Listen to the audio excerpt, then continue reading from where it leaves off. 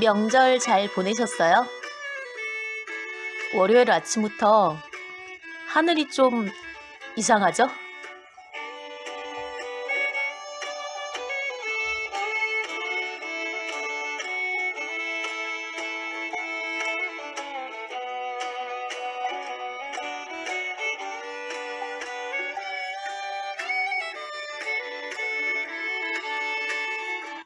Y뉴스 외전 책 읽어주는 여자 나디아입니다. 아주 낯익은 지식들로 시작하는 인문학 공부 보고 있죠? 이 책은 아틀라스 북스에서 펴내셨고요. 신동기 박사님 지음이에요.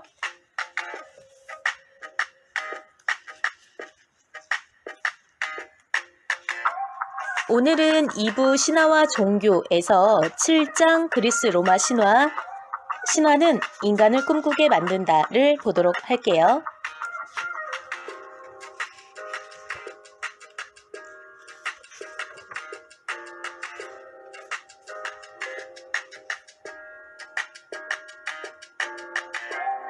신화는 인간을 꿈꾸게 만든다.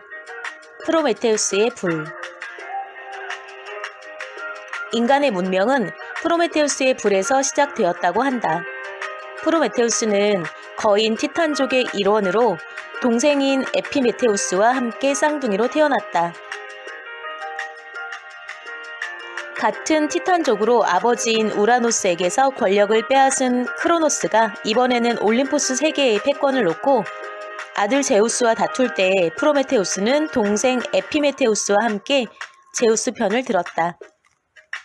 아버지와의 패권 경쟁 끝에 올림포스 세계의 모든 권력을 차지한 제우스는 프로메테우스와 그의 동생 에피메테우스에게 땅 위에 살 생명들을 만들라고 지시했다.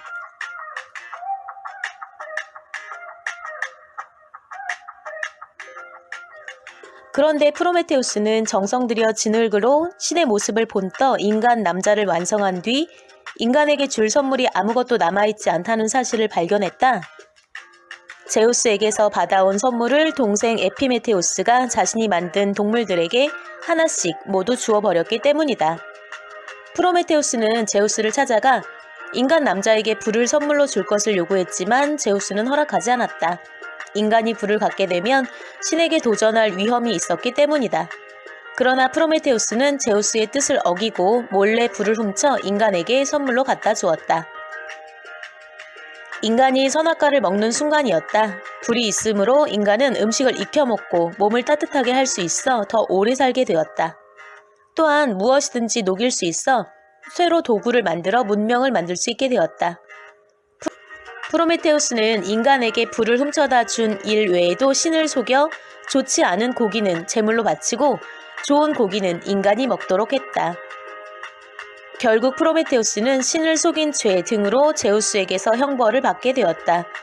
험준한 바위산에 양손이 묶인 채로 낮에는 독수리에게 간을 쪼아 먹히고 밤 사이에 간이 새로 만들어지는 고통스러운 형벌이었다. 프로메테우스는 나중에 헤라클레스의 도움으로 형벌에서 풀려났다. 헤라클레스가 자기 가족을 죽인 죄를 짓고 그 벌로써 12가지 숙제를 하는 과정에서 바위산에 묶여있는 프로메테우스를 발견하고 제우스와의 중재에 나선 것이다. 헤라클레스는 프로메테우스로 하여금 제우스가 여신인 테티스와 결혼해 아들을 낳게 되면 그 아들이 제우스 자신을 능가할 것이라는 비밀을 제우스에게 말하게 하고 그 대가로 프로메테우스가 형벌에서 풀려나도록 해주었다. 신의 유배지 카프카스. 위의 신화에서 프로메테우스가 형벌을 받았던 바위산이 바로 신화와 역사에 자주 등장하는 카프카스 산맥이다. 카프카스 산맥은 흑해와 카스피해를 양쪽에 거느리고 동서로 1200km를 달리는 험준한 산맥이다.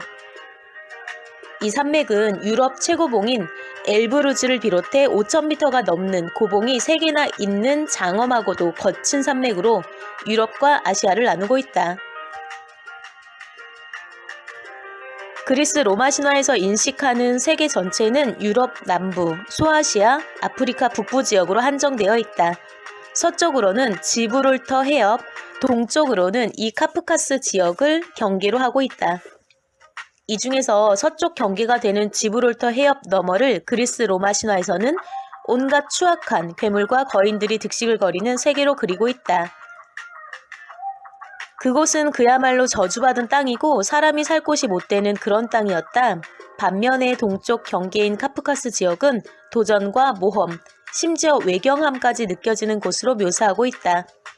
신화에 등장하는 거의 모든 영웅들이 총 출동해 낭만과 모험에 도전하는 이하손 원정대의 목적지가 바로 이 카프카스의 흑해 연안이었고, 씩씩하면서 매력 넘치게 그려지는 여전사들의 부족인 아마존족의 본거지 역시 이 카프카스 지역이었다.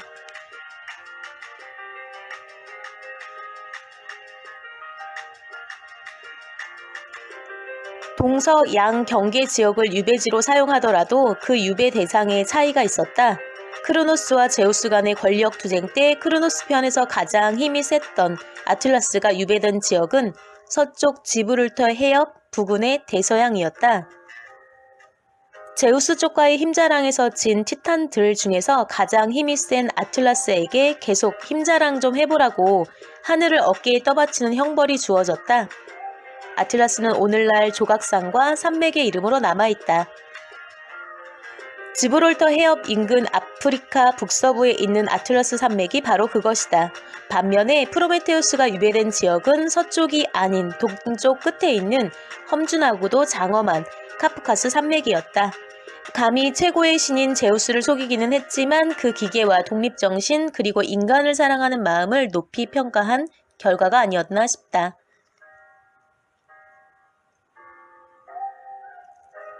신화 속에서 카프카스는 모험과 도전, 불굴의 정신 등으로 표현되는데 그러한 정신은 실제 역사 속에서도 그대로 드러나고 있다. 역사적으로 카프카스 지역은 4세기의 훈제국의 침략부터 시작해서 5에서 6세기에는 비잔틴과 사산 페르시아, 7세기에는 아랍, 이슬람 세력, 10세기에는 셀주크 트르크, 13세기에는 몽골, 14세기에는 티무르 제국, 16세기에는 오스만 투르크, 18세기에는 러시아의 점령 등 끊임없이 외부의 침략을 받아왔지만 언제나 오뚜기처럼 다시 일어서곤 했다. 카프카스 산맥 남쪽과 북쪽에 위치한 그루지아, 아르메니아, 아제르바이잔, 다게스탄, 잉구세티아, 체첸 등이 바로 그러한 국가들로 이들은 오늘날에도 여전히 러시아의 침략과 간섭에 강력히 저항하는 모습을 보이고 있다. 또한 카프카스 지역의 높고 험준한 지형, 장엄한 산맥, 신화 속 저항정신, 역사의 질곡은 어려운 현실에서 벗어나고자 하는 강한 정신을 가진 인물들을 배출해냈다.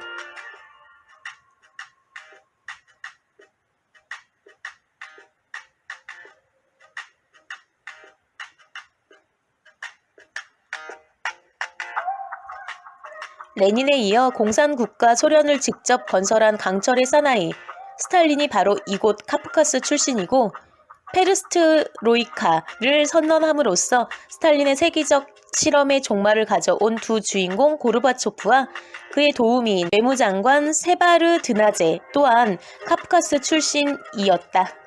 또 스탈린을 비판하고 20세기 러시아의 양심으로서 거인의 행보를 보였던 반체제 작가 솔제니친 역시 카프카스 출신이다.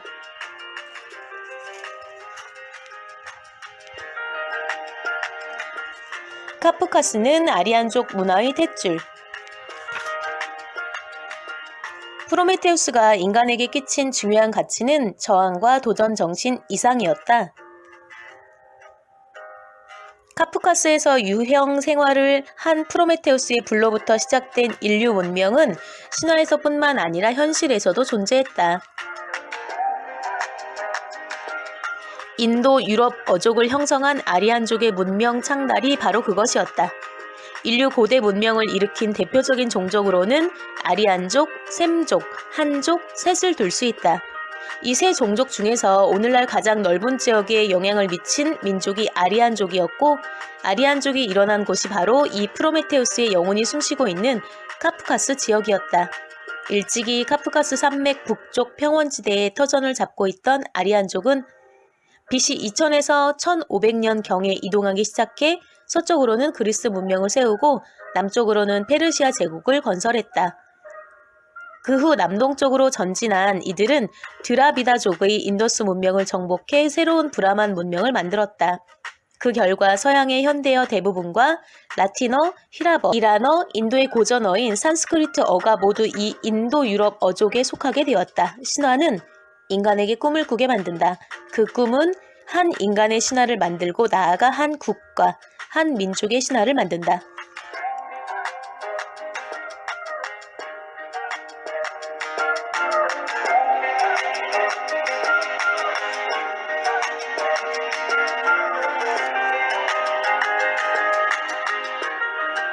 신화는 신성시 여겨지는 이야기이잖아요.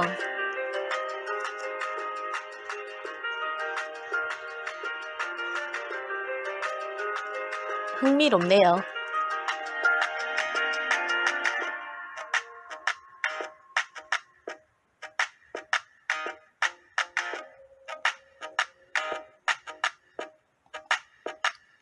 Y뉴스 외전 오늘의 희망 메시지는요.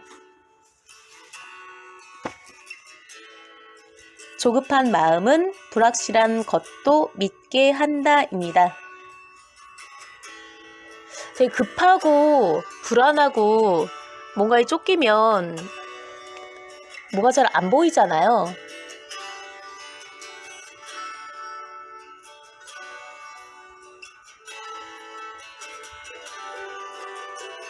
지금 평안하신가요?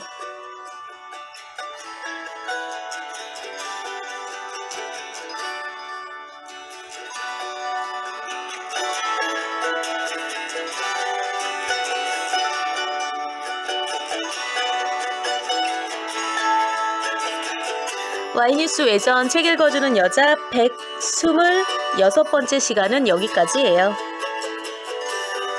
127번째 시간에 먼저 가서 기다리고 있을게요. 기억하세요. 여러분은 아주 특별합니다.